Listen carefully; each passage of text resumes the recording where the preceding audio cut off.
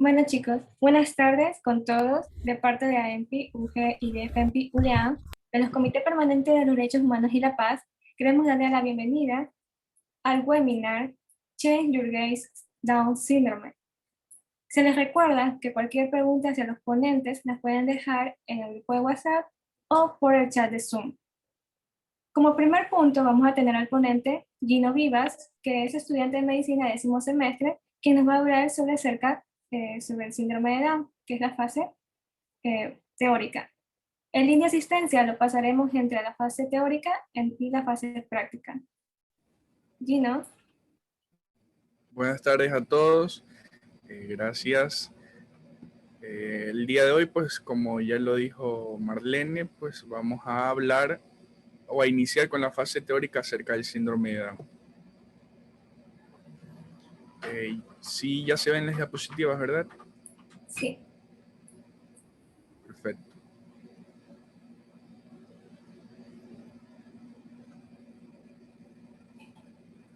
Bueno, pues el síndrome de Down es básicamente un trastorno genético que está caracterizado por la presencia de una copia extra del cromosoma 21, o también podría ser pues por una del par habitual que normalmente existe. Entonces, cuando existe esta copia extra, vamos a nombrar a este trastorno como trisomía 21, que está caracterizado por la presencia de un grado variable de retraso mental, y la variabilidad de este retraso mental va a depender cuán afectado esté el cromosoma 21. Asimismo, las personas con síndrome de Down tienen rasgos físicos peculiares que le dan un aspecto muy reconocible.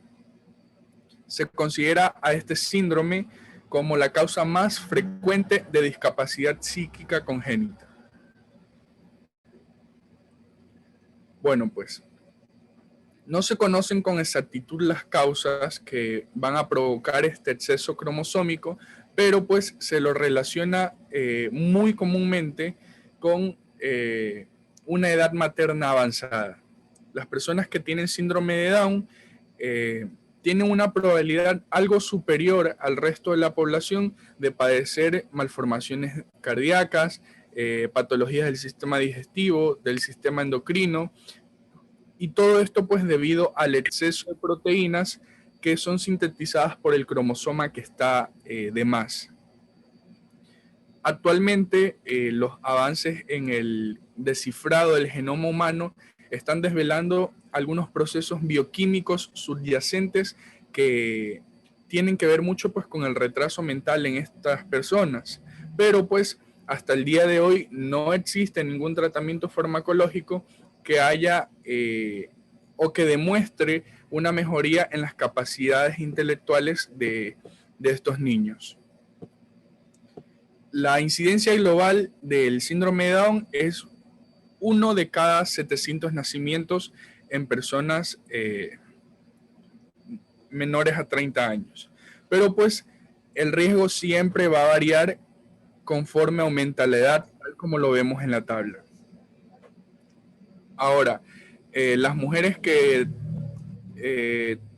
tienen 30 años tienen la probabilidad de tener un niño con síndrome de Down en 1 de cada 900 nacidos vivos. Asimismo, cuando llega a los 35 años de edad, esa incidencia aumenta a 1 de cada 400. Y las mujeres que tienen más de 40 años de edad es 1 de cada 100. Entonces, la edad materna es un factor muy importante en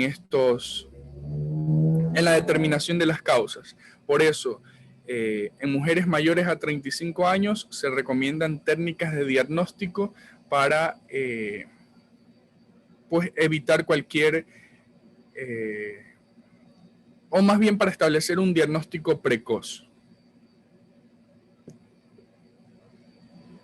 Bueno, pues ya les había mencionado pues que el síndrome de Down es una alteración cromosómica. Se lo ha definido ya como una cromosomopatía, pero pues para hablar con exactitud de esta cromosomopatía, debemos de tener en claro esto, que todas las células del cuerpo humano poseen en su núcleo un cariotipo humano, pues, y el cariotipo humano sabemos nosotros que está compuesto por los 23 cromosomas. Estos 23 cromosomas está constituido por 22 pares que se denominan autosomas y el último, que es el par sexual o los cromosomas sexuales, XX o XY según sea el sexo del embrión. Tradicionalmente, estos pares se los ha descrito y se los ha nombrado en función a su tamaño. Es decir, el par 1 constituye el par con mayor tamaño, el más grande, mientras que los últimos pares, el 21 y el 22, corresponden a los pares con menor tamaño. El cromosoma 21 contiene aproximadamente el 1% de toda la información genética del individuo, dispuesta esta información genética en algo más de 400 genes. Sin embargo, a pesar de que el cariotipo humano tiene más de 23.000 genes y que en el cromosoma 21 hay más de 400 genes, se conoce la función de unos cuantos. Bueno, pues también es importante mencionar que la mayor parte de las personas con este síndrome, es decir, más o menos un 95%, tienen este exceso cromosómico debido a un error durante la primera división meiótica. Y cuando ocurre esto, cuando hay una falta de la disyunción meiótica, es decir, una falta de separación en los cromosomas, se va a denominar esta variante trisomía libre, que recordemos, constituye el 95% de los casos de personas con síndrome de Down. El error se debe, como les decía hace un rato, en este caso, a una disyunción meiótica incompleta. No se conocen con exactitud las causas que pueden originar esta disyunción errónea, pero pues como en otros procesos similares se ha propuesto hipótesis multifactoriales, es decir, ya sea por exposición ambiental, por envejecimiento celular, etc. En fin, a pesar de que se ha propuesto muchas hipótesis, no se ha logrado conseguir una relación directa entre ningún agente causante y la aparición de la trisomía. El único factor, y que ya lo hemos mencionado varias veces, que presenta una asociación estadística estable es la edad materna, lo que de cierta manera parece apoyar a las teorías en que conforme aumenta la edad hay un deterioro del material genético. Otra variante que también debemos destacar acá es la translocación. Después de la trisomía libre, la translocación constituye la causa más frecuente de la aparición del exceso de material genético. En este tipo de trisomía, en esta translocación, el cromosoma 21 extra se encuentra pegado o adherido a otro cromosoma. Como vemos en la imagen, frecuentemente va a ser al cromosoma 14. Es donde encontramos con mayor frecuencia esta translocación. Sin embargo, también se puede presentar con mucha menos frecuencia en el cromosoma 15, en el cromosoma 18 y en el cromosoma 20. La frecuencia de esta variante es aproximadamente el 3% de todos los casos con síndrome de Down, y su importancia radica en la necesidad de hacer un estudio genético a los progenitores, pues para comprobar si alguno de ellos es un portador un portador sin saberlo, es decir, que tengan una translocación equilibrada. Ahora, también encontramos otra variante que si bien es cierto, es mucho menos frecuente. De hecho, es la forma menos frecuente de esta trisomía 21, que es el llamado mosaicismo o síndrome de Down mosaico. Esta mutación por lo general se va a producir tras la concepción, por lo que la trisomía no va a estar presente en todas las células del individuo, sino que en aquellas que provienen de la célula madre mutada.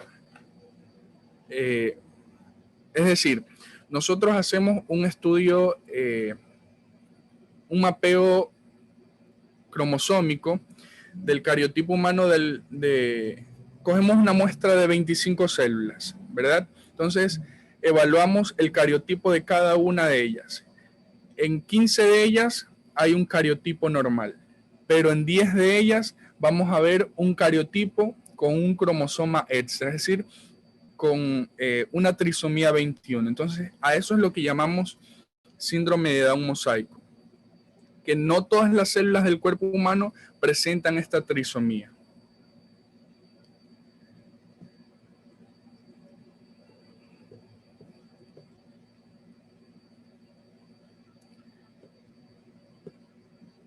Bueno, pues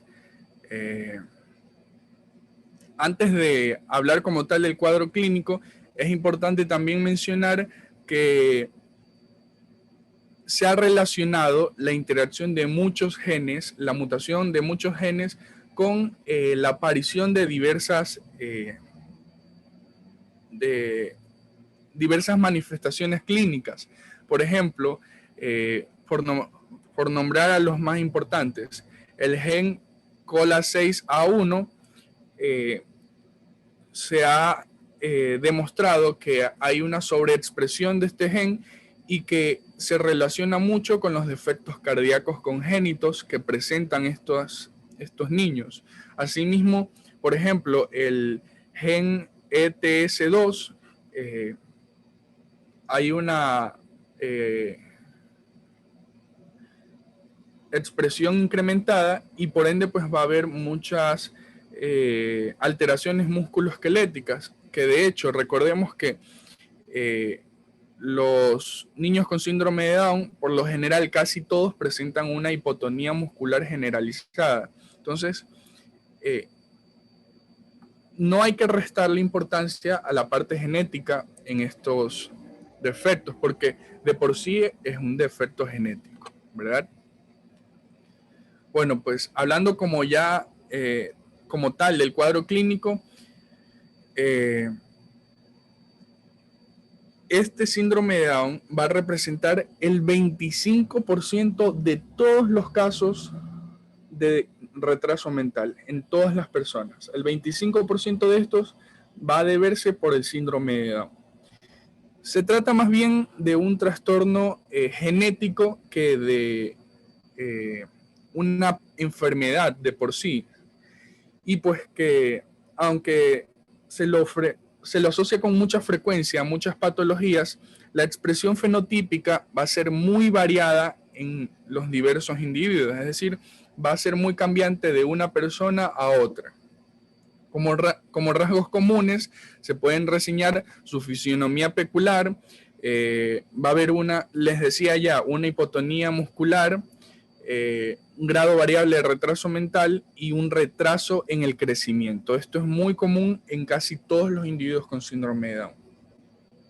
Bueno, pues en cuanto al fenotipo, se han descrito más de 100 rasgos peculiares asociados al síndrome de Down, pudiendo presentarse en un individuo un número muy variable de ellos. De hecho, ninguno de estos se considera constante, o más bien se considera patoneumónico de este síndrome de Down.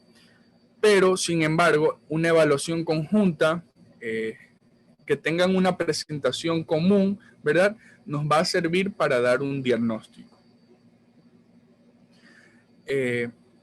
Aunque algunos de los rasgos más importantes constituyen un perfil facial y occipital plano, también una braquiocefalia, que recordemos que es el cierre prematuro de las suturas craneales, hendiduras palpebrales oblicuas, la diástasis de los rectos, es decir, de los músculos rectos abdominales, una nariz deprimida, que de por sí, más adelante cuando veamos el diagnóstico, vamos a ver que lo podemos identificar esta hipoplasia del hueso nasal, esta depresión del hueso nasal mediante la ecografía. Asimismo, los pliegues epicánticos, que recordemos que en la población en el mundo del occidente, generalmente estos pliegues epicánticos las personas no lo tienen, pero pues las personas con rasgos asiáticos sí son muy comunes que presenten estos pliegues de picanto, pero pues en las personas latinas como nosotros, en los europeos, no los vamos a ver y va a ser muy común identificar a una persona pues con síndrome de Down debido a la persistencia de este pliegue epicántico en el ángulo interno del ojo. Asimismo, suelen tener cuello corto y un exceso del pliegue epidérmico nucal, que al igual que vemos la hipoplasia del hueso nasal, también vamos a ver este engrosamiento nucal, ¿verdad? Nosotros en una ecografía, en un ultrasonido, lo vemos a través de la translucencia nucal, ¿verdad? Que es un área libre de ecogenicidad y por ende pues vamos a ver un engrosamiento. Lo normal, bueno, pues no me adelanto, sino que más adelante les explico bien eso.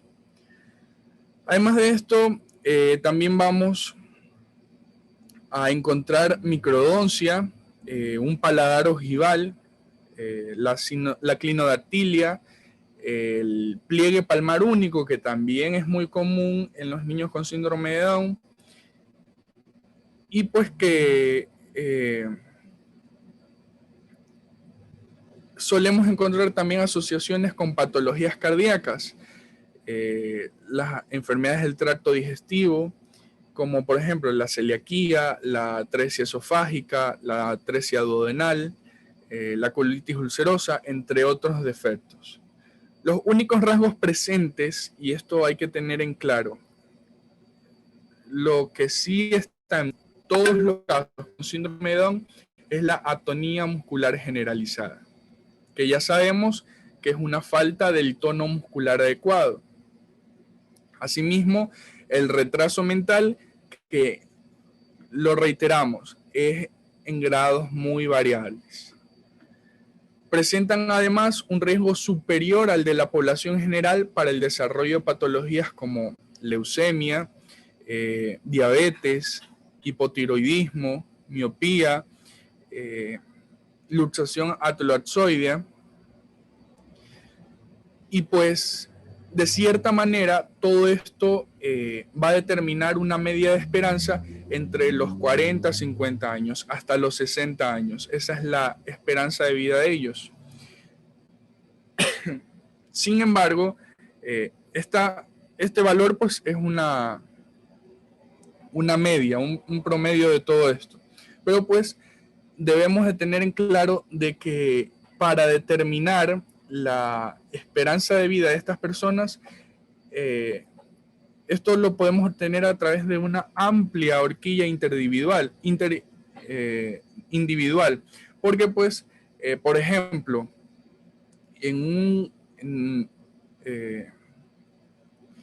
un niño que tenga síndrome de Down y que aparte tenga malformaciones cardíacas graves, o que desarrolle leucemia, ¿verdad?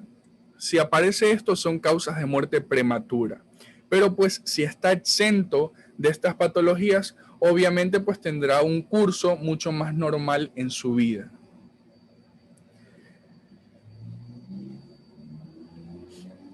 No existe en sí una relación alguna entre los rasgos externos y el desarrollo intelectual de las personas con síndrome de Down. Va a ser un proceso muy independiente para tener en claro eso.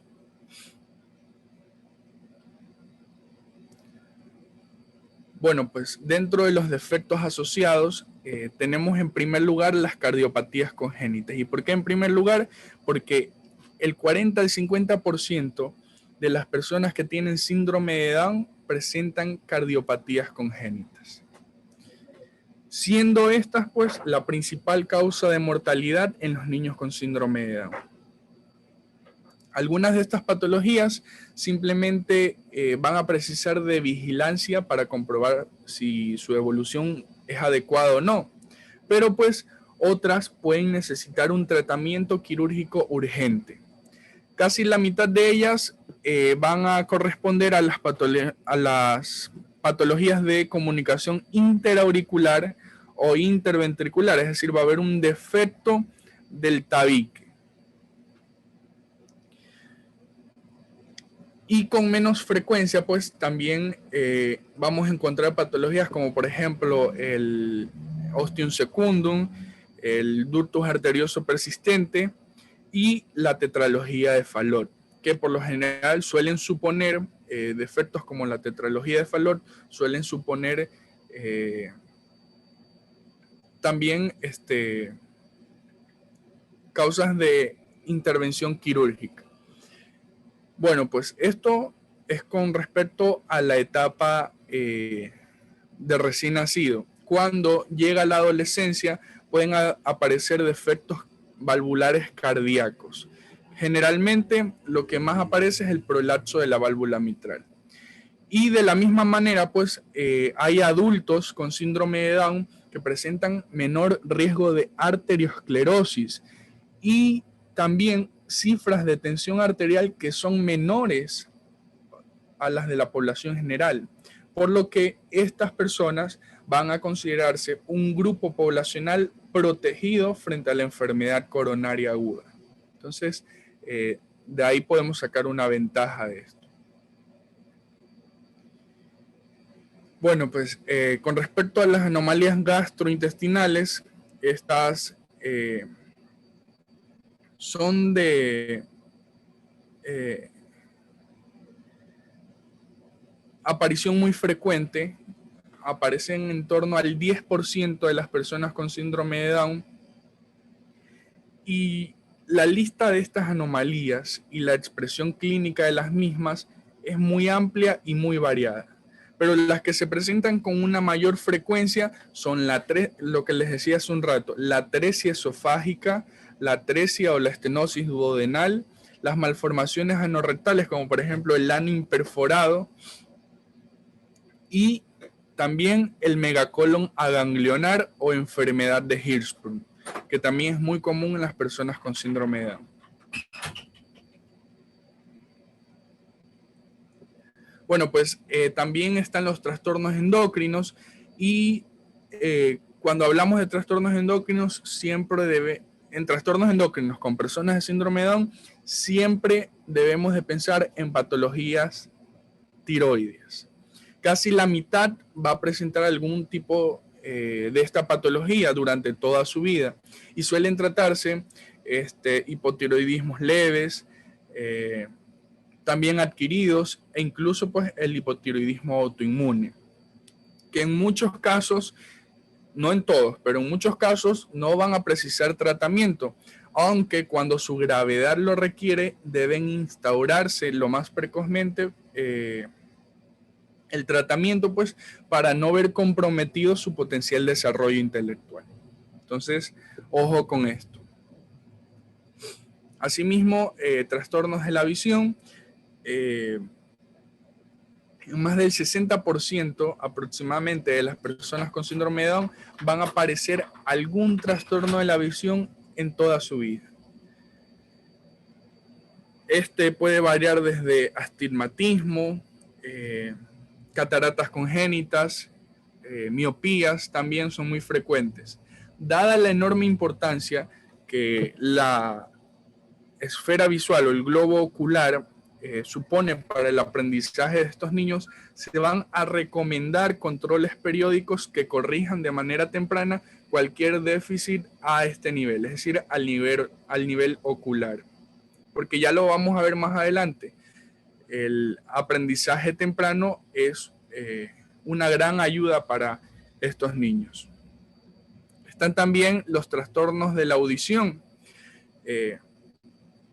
Y estos se presentan justamente por la particular disposición anatómica de la cara que tienen las personas con síndrome de Down. Entonces, esto va a predisponerlos a que sufran hipoacusias de transmisión, que si bien es cierto, se deben a la presencia de patologías banales, como por ejemplo impactaciones de cerumen, otitis serosas, colestatomas o estenosis del conducto auditivo, pero que pues, a pesar de ello son muy frecuentes. Entonces, generalmente estas van a ocasionar una disminución de la agudeza auditiva hasta en el 80%. Y por último, también otro de los defectos más importantes que están asociados a estos niños son los defectos odontoestomatológicos. Las personas con síndrome de Down generalmente tienen una menor frecuencia de padecer caries, pero pues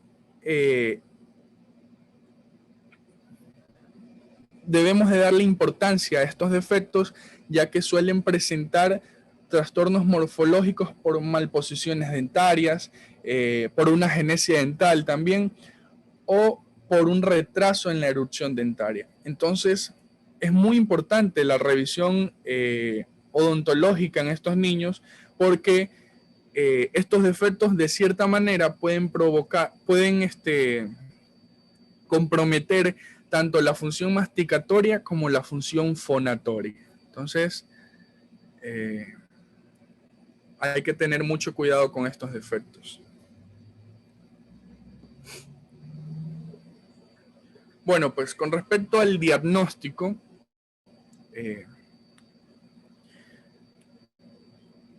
sabemos que hace más o menos medio siglo estas personas, y ya lo vamos a tratar más adelante y el día de mañana, estas personas eran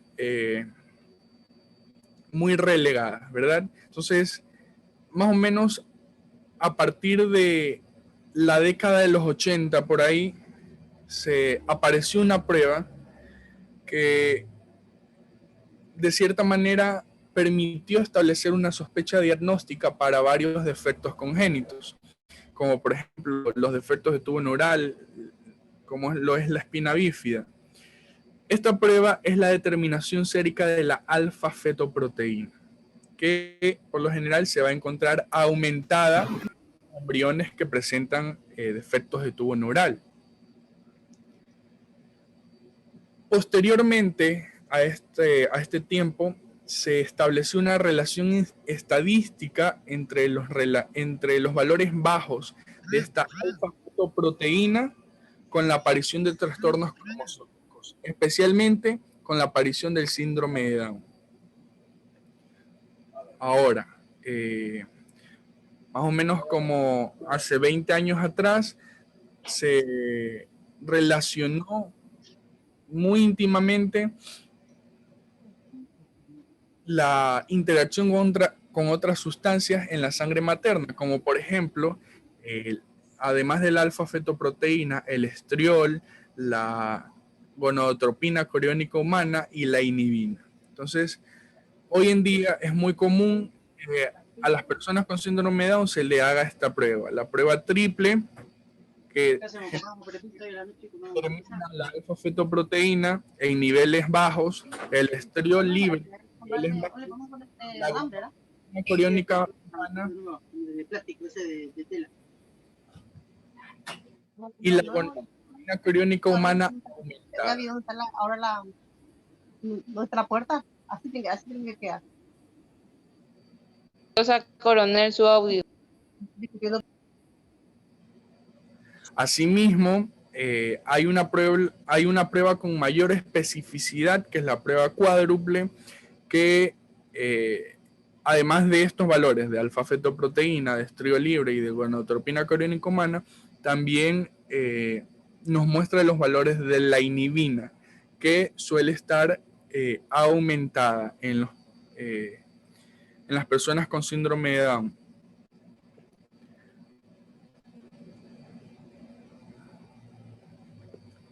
Asimismo, la edad materna avanzada, que ya lo hemos dicho en muchas ocasiones, junto con los antecedentes personales y familiares de la madre, suelen ser de gran importancia en el diagnóstico. Sin embargo, ni la prueba triple, ni la prueba cuádruple, ni estos nos dan un diagnóstico certero.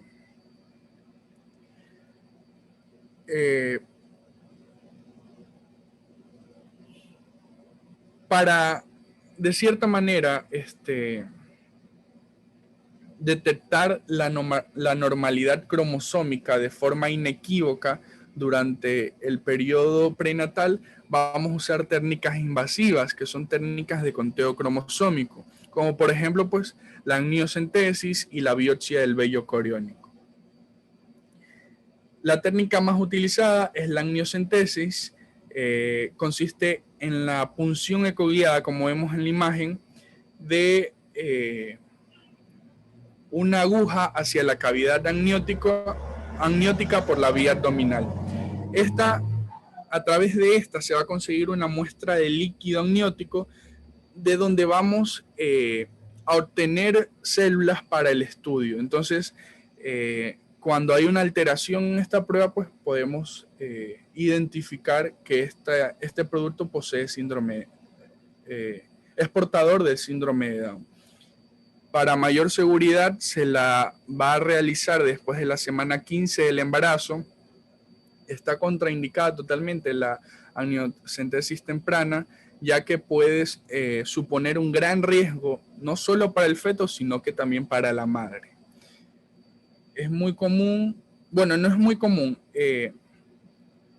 en alrededor del 1 o el 2% de estos, de las personas que se someten a este proceso, pues suelen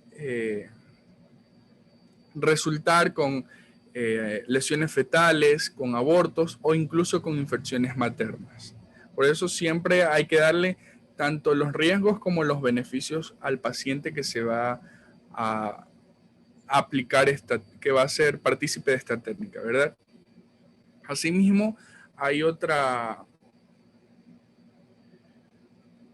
técnica que también es invasiva, pero que tiene una ventaja sobre la amniocentesis, que es mucho más rápida. Nos arroja un resultado mucho más rápido, ya que no necesita de un cultivo celular, que es la biopsia del vello corial o de las vellosidades coriónicas. Entonces, esta se la puede hacer tanto por vía intravaginal como por vía abdominal.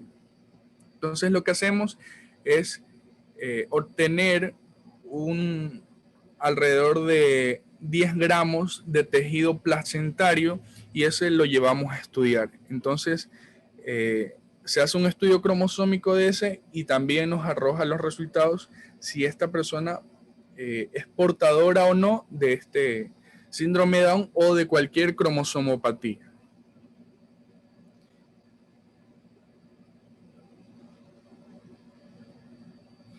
También les decía hace un rato que el ultrasonido nos va a servir de gran importancia. Vamos a medir la longitud del pliegue nucal. Cuando esta longitud es mayor a 2,5 o mayor a 3 milímetros, podemos decir de que esta translucencia nucal es positiva, ¿verdad? Tal como vemos acá. Asimismo, vemos aquí el hueso nasal y vemos que está ligeramente deprimido. Entonces, vemos dos signos claros, la depresión del hueso nasal y la translucencia nucal. Otro signo ecográfico que también solemos encontrar en los individuos con síndrome de Down es la disminución en la longitud tanto del fémur como del húmero. Porque recordemos que estos niños, estos fetos, están dispuestos a diversos trastornos musculoesqueléticos. En el segundo trimestre también podemos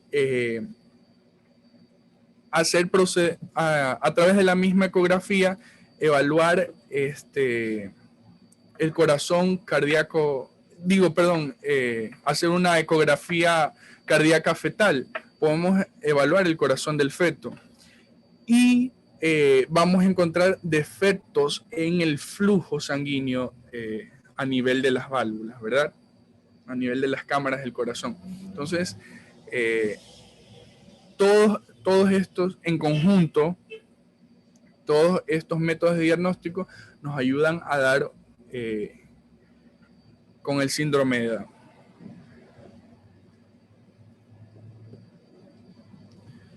Bueno, pues, y con respecto al tratamiento y el pronóstico,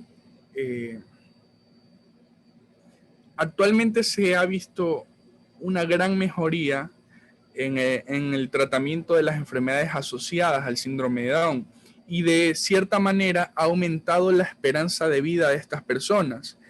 Desde los 14 años, más o menos hace una década, hasta la actualidad, estos tratamientos han mejorado de gran manera. A lo largo de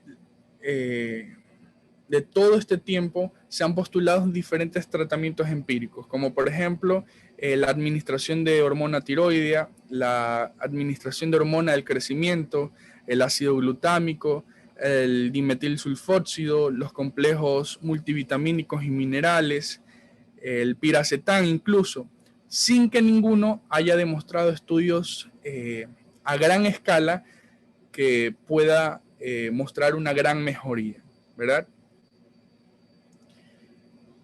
Los únicos tratamientos en sí que han demostrado una influencia significativa en el desarrollo de estos niños son los programas de atención temprana, los cuales están orientados a una estimulación precoz del sistema nervioso central durante los 6 primeros años de vida. Y ojo, especialmente se lo debe hacer con gran énfasis en los 2 primeros años, ya que el sistema nervioso central de cierta manera va a presentar un grado de plasticidad muy alto, y lo que va a resultar útil para potenciar mecanismos de aprendizaje y de comportamiento adaptativo. Entonces, la edad mental que pueden alcanzar está así, todavía por descubrir, y que depende directamente del ambiente educativo y social en el que estos niños se vayan a desarrollar. Entonces, pongamos un ejemplo. Cuando este ambiente del que les estoy mencionando es demasiado protector, los chicos y chicas van a dejarse llevar descubriendo escasamente sus potencialidades, al igual que ocurriría con un niño que no tiene síndrome de Down. Entonces, estos contextos estimulantes ayudan a que generen conductas de superación que impulsan el desarrollo de la inteligencia emocional sobre todo. Se espera con mucha suerte que en las próximas décadas todo este conocimiento sobre el funcionamiento y la expresión de los genes permitirá con seguridad establecer nuevas estrategias terapéuticas que, si bien es cierto, pues sean capaces de revertir los trastornos cognitivos que están asociados al síndrome de Down. Por otra parte, estos programas cada vez son más extendidos. Los vemos en todas las ciudades, en todos los pueblos. Son de gran escala y de amplio alcance, ¿verdad? Entonces, estos programas, junto con el cambio progresivo de la mentalidad que la sociedad está experimentando con respecto a la discapacidad intelectual, son los principales motivos de la gran transformación que se está viviendo actualmente en torno a las personas con el síndrome de Down. Hace apenas unas décadas, estas personas eran apartadas de la sociedad en instituciones o incluso escondidas por sus progenitores en base a un falso complejo de culpa. A pesar de todo este enorme esfuerzo que aún queda pendiente, hoy podemos comprobar cómo un entorno basado en la aceptación, en la adaptación de los métodos de aprendizaje y sobre todo, que es lo más importante, en la virtud de la diversidad, está dotando a todas las personas con síndrome de Down de la autonomía suficiente para trabajar, para vivir en pareja o para desarrollar actividades artísticas impensables. Es decir, para tener una vida tan normal como el resto de la población.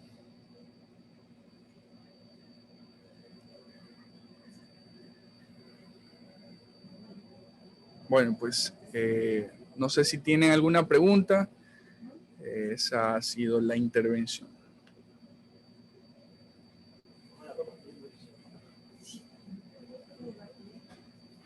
Buenas, Gino.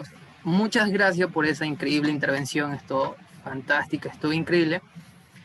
Chicos, ¿qué tal? Les habla Winter Mera, Lord de lo que es parte de FEMPI Ulián, representando lo que es la Universidad de Ulián. Recuerden que pueden hacer sus preguntas en lo que es en el chat de aquí de Zoom para lo que es al ponente, en este caso es Gino, para responderle alguna duda que estuvieron en el transcurso de la charla.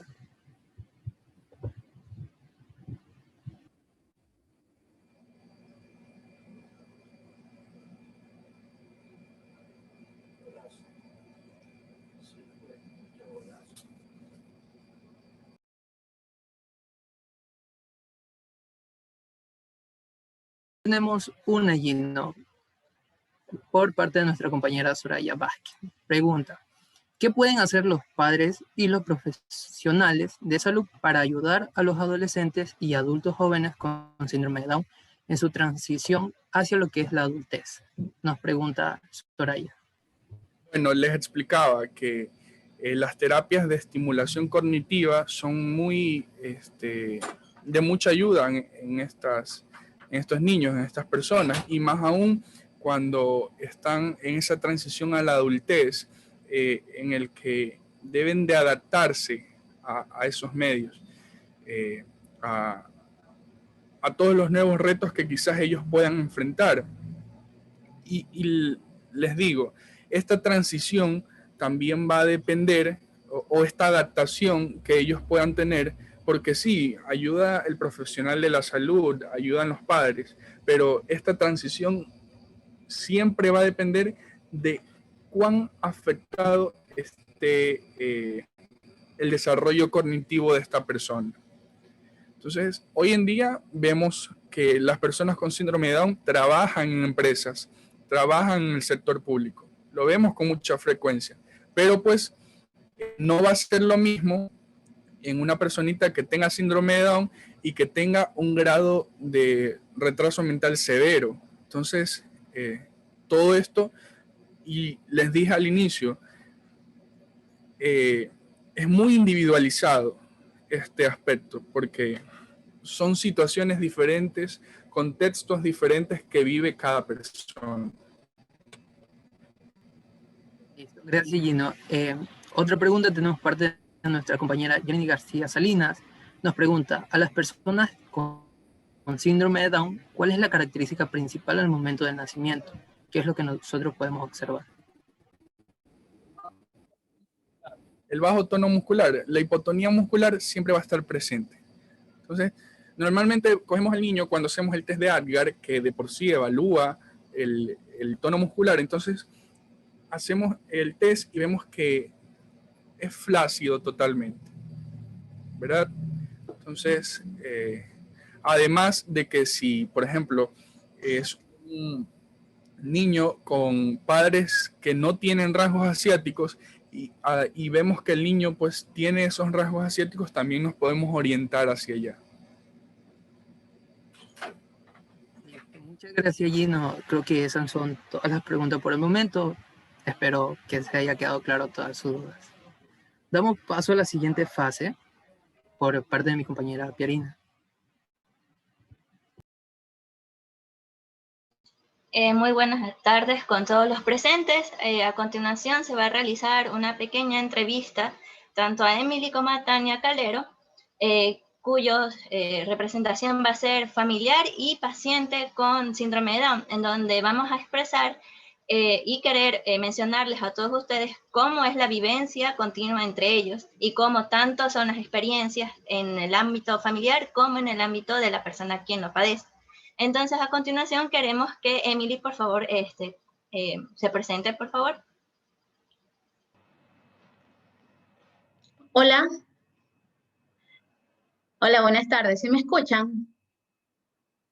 Sí, Emily, se te escucha perfecto. Buenas tardes con todas las personas que nos están hoy viendo a través de sus pantallas. Y pues yo soy Emily Calero y aquí a mi lado que les está saludando es mi hermana Tania. Ella es una persona que tiene una capacidad especial llamada síndrome de Down, que fue expuesta hoy por el doctor Gino. Él, como nos comentó, no es una trisomía, pero no significa eso una razón para poder este, dejar a un lado y desconocer ciertos aspectos. Por ejemplo, aquí este día me han pedido conversar un poco la vida de mi hermana. Mi hermana no habla, por esa razón me ven aquí conversando con ustedes, pero ella entiende lo que yo estoy hablando. Así que si ustedes también quisieran saber algo más de ella, pues me dicen al final y yo les podría responder. Aquí he traído unas diapositivas en donde quisiera contestar esas preguntas puntualmente en cuanto a la vida de ella. Pues la primera, ¿no? ¿Cómo es el día a día de ella? Aquí estamos mi hermana y yo, como pueden observar. Es un día básicamente similar al de cualquier otra persona, simplemente que claro va a tener sus limitaciones. Como también se mencionó, hay un cierto porcentaje de discapacidad a analizar en ellos, el de ella es de un 40%.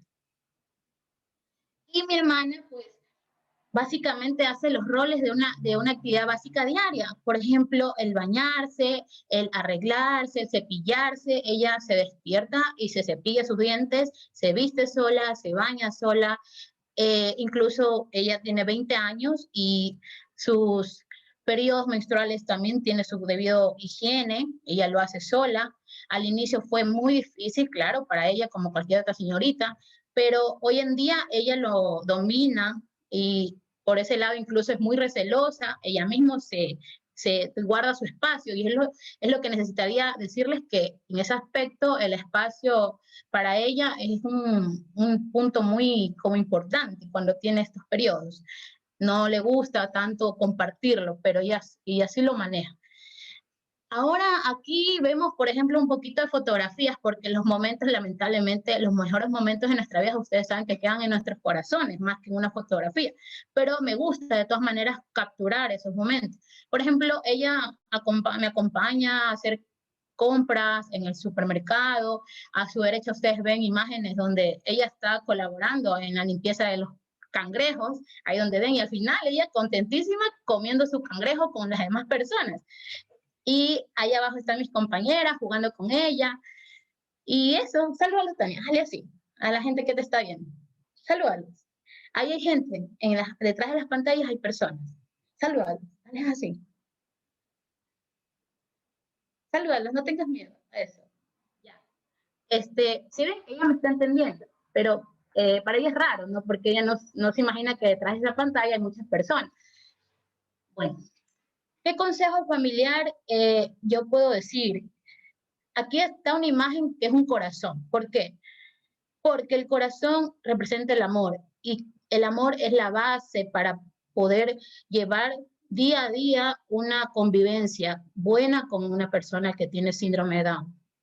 Yo soy hermana mayor para ella, yo tengo solamente 2 años de diferencia, pero para mí esa es la clave esencial para compartir un día a día, para vivir con ellos tranquilamente, comprenderlos, porque no es paciencia lo que tenemos que tener, es amor realmente lo que hay, porque ese amor es el que mira, ya que se me perdón, pero ese amor es el que hace que mueva toda actividad que tú tengas que hacer y la dejes por estar con esa persona. Aquí están momentos de ella junto a mi familia. Hace poco nos fuimos solamente mi hermana, que ven ahí, y ella, las tres nos fuimos a pasear por la sierra casi 2 semanas. Aquí está su cumpleaños, donde ella lo celebramos como a cualquier otro. Nosotros tenemos aquí también la costumbre de hacerlo así de manera pequeña, pero lo pasamos bien, ¿no? Su quinceañera también fue celebrada, no tengo esa imagen, pero también se celebró su quinceañera con su vestido rosado y todo. Y como les digo, no es paciencia, no, es amor lo que tú tienes que tenerle a ellos, porque eso es lo único que te hace a ti seguir con ella, a acompañarle, a darle las cosas que necesita, ¿ya? Aquí, por ejemplo, les digo que siempre lo incluyan. No sé de pronto aquí cuántas personas tengan hermanos o familiares con síndrome de Down, pero recuerden siempre incluirlos. Ellos, a pesar de tener un porcentaje, cada niño o cada persona ya adulta con síndrome de Down, con su respectivo porcentaje de discapacidad, pues no es motivo para dejarlos a un lado. Eso es algo que quiero hacer énfasis, al menos en el lado familiar. Yo no recuerdo, se lo juro así, desde que nací, haber como tenía un recuerdo de mi papá diciéndome, no, ella es diferente. No, nada que ver. Si mi papá tenía que regañarla, le regañaba, o sea, como a todos. Si mi papá la tenía que aplaudir por algo bueno que hizo, la aplaudía. O sea, en esos aspectos siempre hubo una equidad que les puedo compartir que para mí no hay una diferencia. Yo a mi hermana nunca la he visto con otros ojos de, ay, no vas a poder hacer esto. No, yo le digo, vámonos por acá. Les cuento que una vez nos subimos las tarabitas, ella con su miedo y todo, ahí se subió. Esta imagen que ustedes ven al comienzo, incluso en donde están esos alitas, pues es una altura a la que estamos. Por eso la ven agarradísima a mí. Ajá. Y ella se atreve, o sea, a la final se atreve por la confianza que tú le llegas a depositar. Entonces, aquí tenemos otras imágenes donde ella no queda a un lado, o sea, nosotros somos, a pesar de ser familias, significa que tú tienes que tratar de incluir a las personas, no solo con síndrome de Down, con autismo, personas con distintas formas de capacidades especiales con las que nacen. Ahí nos fuimos ese fue un viaje de excursión, como les dije ahora último, y bueno, como todos aquí en la pandemia, ¿no? Queríamos ser tiktokers, y ella no se quedó atrás, ahí también quería, porque ella veía a mi hermana hacerlo, y le pedía que también quería hacerlo. Ella no habla, ¿no? Pero ella sí me entiende, como les digo, y ella te transmite la idea que quiere. Entonces, no sé si quieran aquí verla moverse un ratito. Ay, que no puedo. Aquí está. Ya. Mira.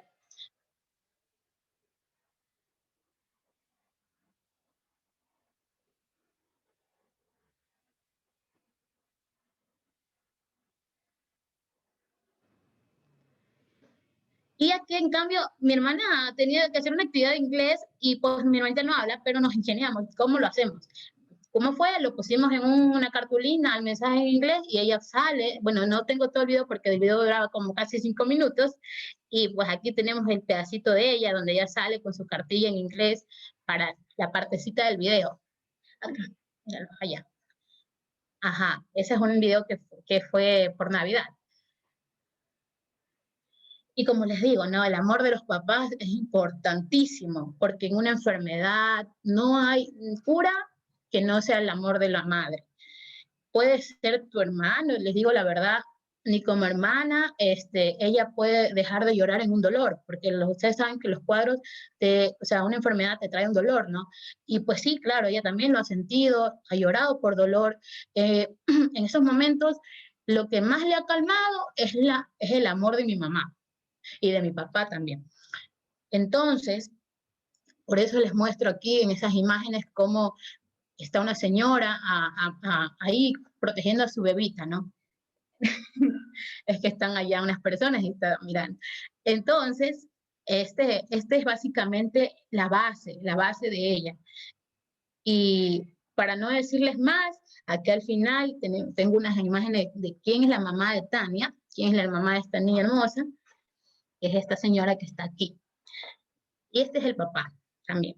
Ellos son mis padres y ellos son comerciantes, y pues Tania hoy tiene 20 años y ella le encanta, tiene una adicción por la canción, le encanta escuchar canciones, y con sus pocos como que sonidos, ella te trata de hablar las canciones. Por ejemplo, les digo que habla, o sea, no habla, pero le encanta la parte de inglés, del coreano, ella se acopla lo que tiene más ritmo, así.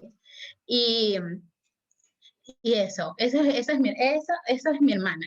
Esa es la persona que en este hogar le transmite la alegría o sea, nos llena de eso. Y eso, chicos. Entonces, no sé. A ver, Tania, salúdalos. Gracias, Ya, Emily, mira, ya por tu cogió más intervención. confianza. Sí, eso quería mencionarte algunas preguntas para poder extendernos un poco más y poder saber un poco más acerca de tu hermana y sobre ti y tu familia. Entonces, en relación a sobre tú como familiar, ya que nos has hablado sobre que tú te sientes tan realizada con tu hermana y lo mismo con tus padres, entonces, en relación a, ¿has sufrido o has visto que han rechazado a tu hermana en algún momento en su medio social? ¿Y cómo has reaccionado a ello? Muy buena pregunta, en realidad sí. Ella ha tenido, cuando estuvo teniendo creo que 12 años, sí, tuvo un rechazo social y también no solo eso, esos rechazos fueron a violencia incluso por parte de niños de pronto la edad, ¿no? Pero como les digo, eran compañeros. No les mencioné la educación de Tania. Pues Tania fue incluida en el plan de gobierno del presidente Rafael Correa, en el que se permitía acceder a estudios con personas en entidades particulares, públicas. Ella estudió ahí. Luego cambió a una institución más como de mujeres que habían organizado, era como medio no era tan público ni tan privado, pero ahí ella tuvo como una mala experiencia, tuvo un trauma y pues por esa razón ella dejó ese estudio ahí. Pero hoy por hoy igual mi mamá tiene el apoyo particular para que ella continúe teniendo sus comprensiones. Y sí, Pierina, sí, la verdad es que sí, mi reacción como hermana y como cualquier otra hermana fue defenderla y que se comprenda que ella es una niña que no tiene, o sea, no tiene algo que la deba hacer excluir a los demás. Yo en ese momento, como eran niños, los que habían atacado a mi hermana, entonces lo único que traté es de hacerles comprender que ella no les va a hacer ningún daño y deben tratar más bien de incluirla. Otra pregunta sería, tú como hermana, ¿qué has aprendido de Tania? ¿Qué es lo que tú resaltarías que ella te ha enseñado a ti? Con Tania he aprendido que el amor es infinito. Siento que, como les dije al comienzo, esa es la clave en todo aspecto de la vida. Si tú quieres ser doctor, si tú quieres ser alguien en la vida, tú tienes que tener ese amor a esas cosas, a lo que quieras hacer. Si quieres ponerte una empresa, tienes que tener la pasión. Entonces, ella me ha enseñado que la pasión, la forma en cómo tú quieras tener la vida, cómo la quieras proyectar en un futuro, es por esa, ¿cómo te digo? Por esa manera de aferrarte a tus sueños. O sea, ella me da a entender que el amor lo puede todo. Por eso para mí la palabra amor es importante aquí. Una de las preguntas de nuestros oyentes ahorita es, ¿cómo Tania se logra comunicar con ustedes? O sea, como tú mencionas, no puede hablar, entonces, ¿cómo ella se comunica con ustedes? Ya, mira, Tania, ella habla, pero habla ciertas palabritas y aquí no sé si es que me vayan a poder escuchar y si yo le digo que me hable, a lo mejor ella no me va a responder, pero si te dice papá, te dice mamá, te dice claves, te hace señas, te dice, ella no te puedo decir que no me da a entender, son tantos años de vida junto a ella que ya yo la entiendo básicamente. Tú ya llegas a un punto de tu vida en el que comprendes a ese familiar, comprendes el dolor, comprendes la felicidad, comprendes lo que quiere transmitir. Con las señas, Pirina. Claro. Otra pregunta Ajá. sería, Tania ha tenido que ser intervenida, no decir intervenida, sino ser tratada con un psicólogo para poder manejar esta situación, o también tú o tus padres en relación a todo lo que conlleva el síndrome de Down. Bueno, psicología no ha recibido, terapia de lenguaje recibió en su momento.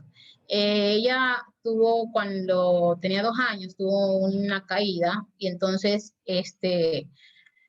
de ahí tuvo que suspender su terapia de lenguaje casi un año, pero sí tuvo, fue terapia solo de lenguaje, no de psicología.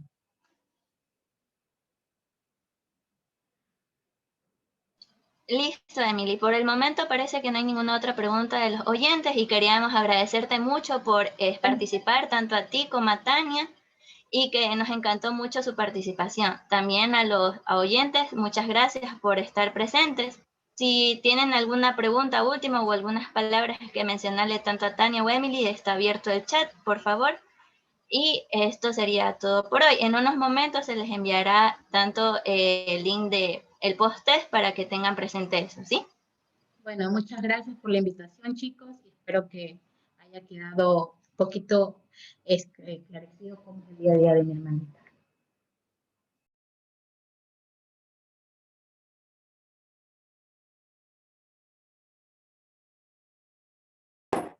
Bueno, chicos, antes de que se vaya, quería transmitirle un video de que no todas las personas con síndrome de Down no pueden hablar, sino es que algunos hasta trabajan. Y les quiero demostrar un ejemplo de alguien que vive en Europa. Denme un segundo, por favor.